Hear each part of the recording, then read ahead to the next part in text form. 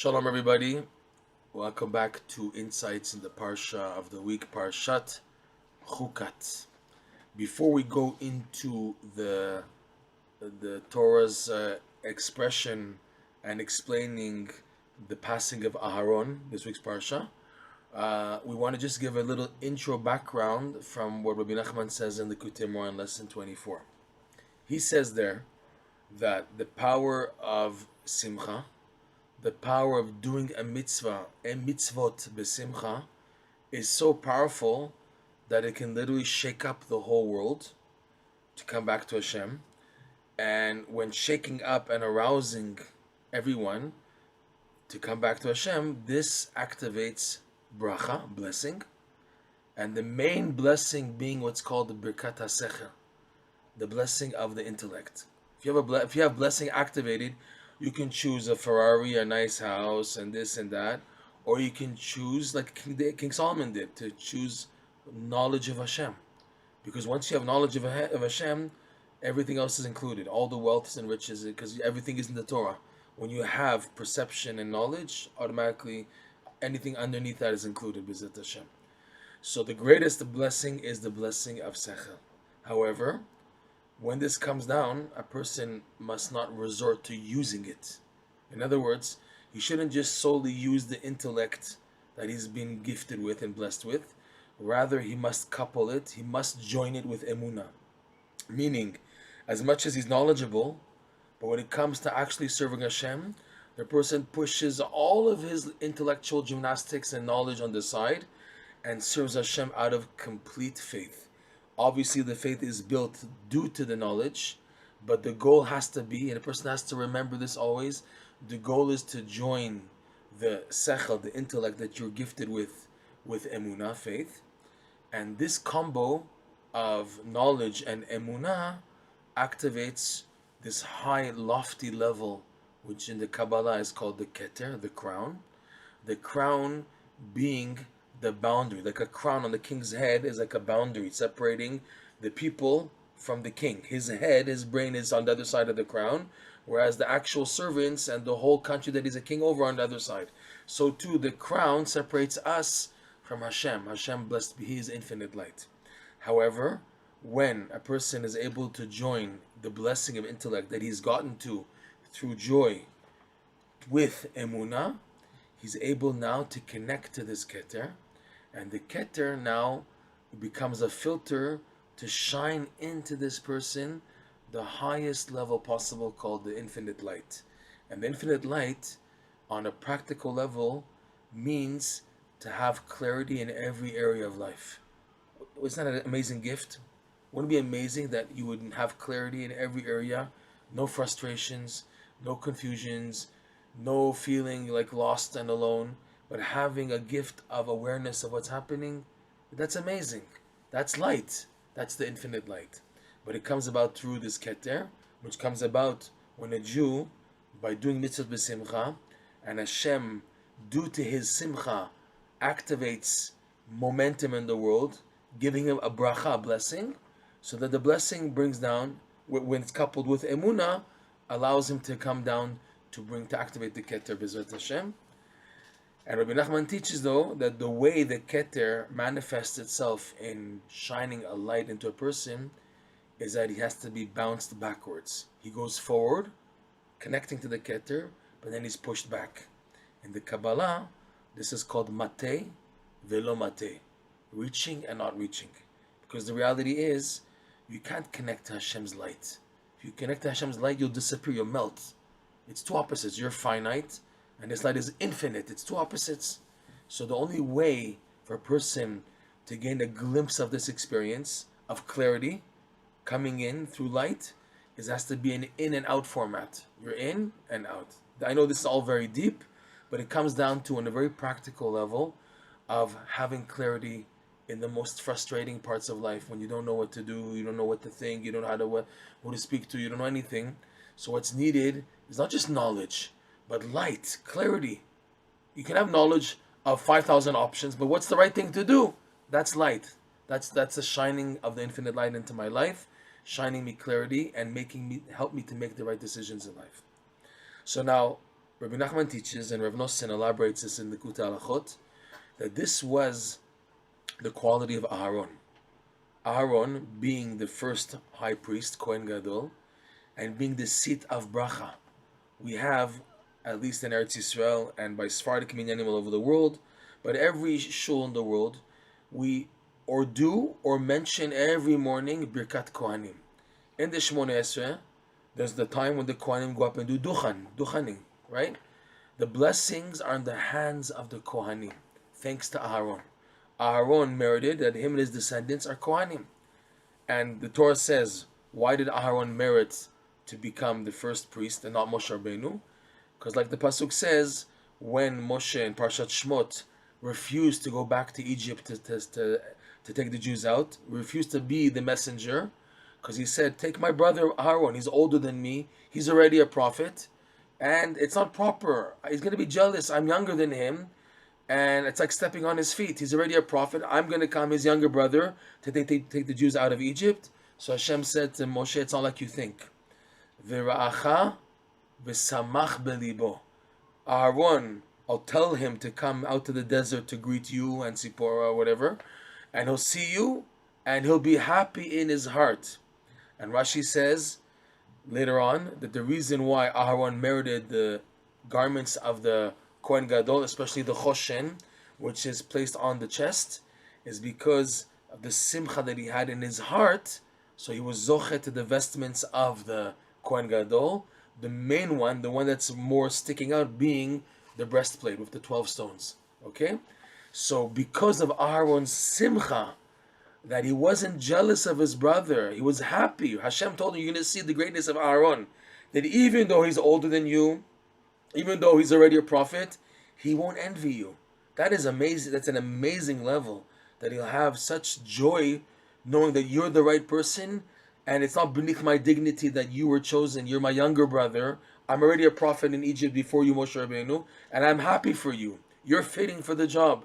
You're the one chosen for it because you can do it. I'm happy. I'm not going to now be jealous. That's an amazing virtue. And the non-jealousy, which is peace, is connected to joy. And that's this week's Parsha, where Rashi says that when Aharon passed away, everybody mourned him. Men, women. Rashi says why? Because he was able to make shalom between people. Between ish lechavero, ben adam lechavero, or ben ish leishto. You can see Rashi says that Aharon was someone who was able to make peace. Why? Because Aharon was a happy person.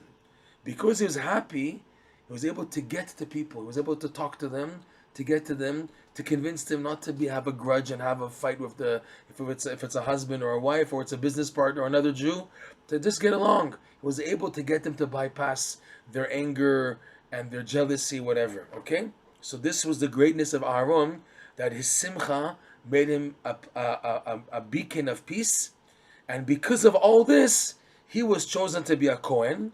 And the main job of the Kohanim, this is besides offering the sacrifices in the Beit HaMikdash and in the Mishkan, they are in charge of Birkat Kohanim, blessing the nation, which is every day. You know, the Zohar speaks super duper high, and the Arizal also, super duper high, what happens in Birkat Kohanim. If you knew what was happening in Birkat Kohanim, you would faint. The whole world's blessings are coming down through the hands of the Kohanim when they're blessing Am Yisrael. Can you believe that? And in those minyanim where they don't do it, in the diaspora, by the Chazan just saying the Birkat Kohanim also, it activates even an essence connected to that. But whether the Psukim, whether actual Birkat Kohanim, the bracha comes down to the world through this Birkat Kohanim. If you notice, the first thing we say in the morning, right after Birkat Torah, the blessings of the Torah is what? The blessings of the Kohanim. Yirach Hashem v'yishmerecha, Yirach Hashem panav elecha v'choneka. We're saying the blessings of the Kohanim. Because all the blessings in the world are channeled to the Birkat Kohanim. So Aharon is the seed of bracha.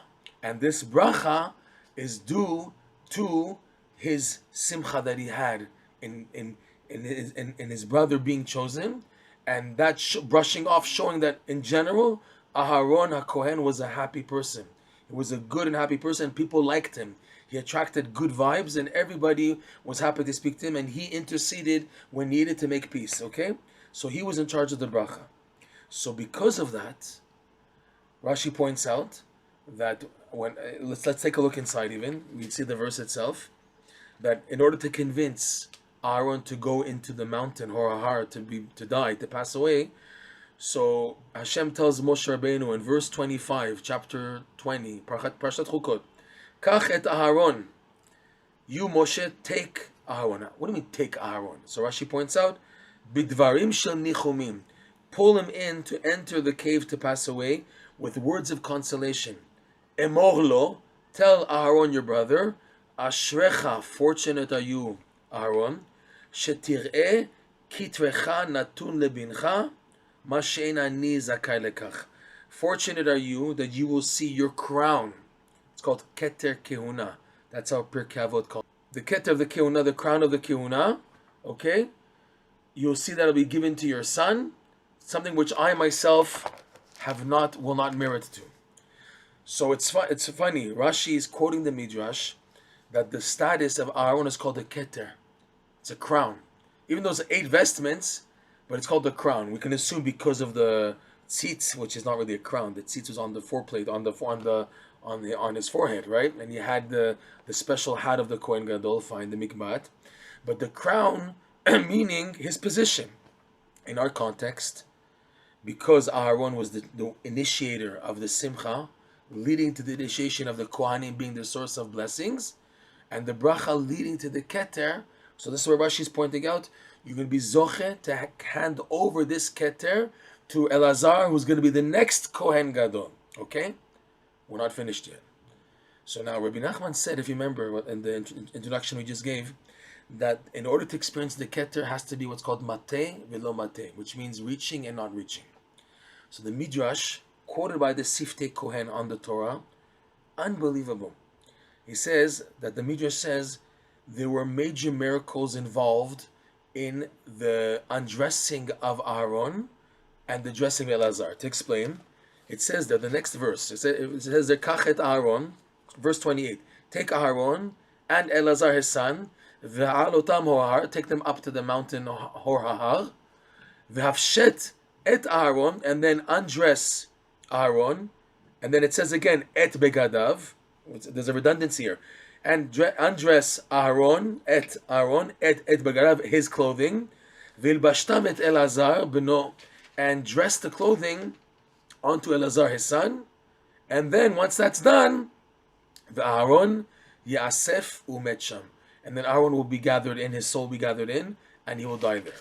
So the Midrash says, from the verse could have just said, V'havshet begadav me'al Aharon. It could be just like said in a shorter version.